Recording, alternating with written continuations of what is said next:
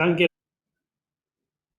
now to finish off. I've scheduled a workshop, a Sunday workshop, and I'm calling it Community Vision. If people are interested,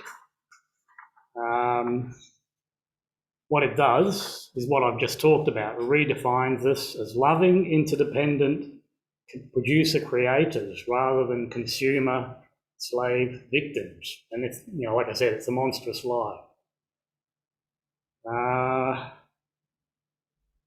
I've already talked about these points, and I finished this poster with "Find a piece of land and love it, it will love you back."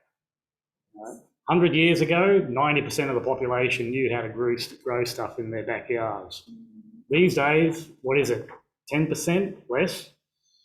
Okay, so simple rejig. It doesn't mean we have to shut down all the industries and tech industries. We're supposed to have a balance of cosmology with technology.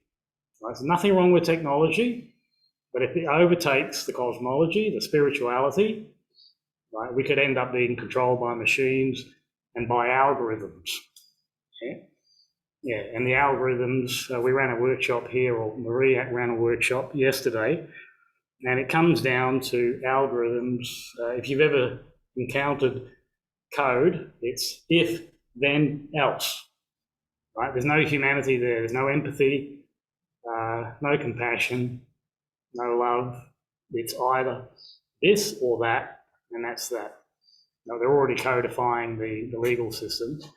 So anyway, look, step outside the box. Expand your consciousness, because it's all a consciousness issue, right?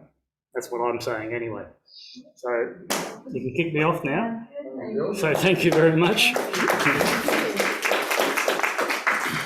Okay, well, leading from, what I started doing the same there, the next part, which is conscious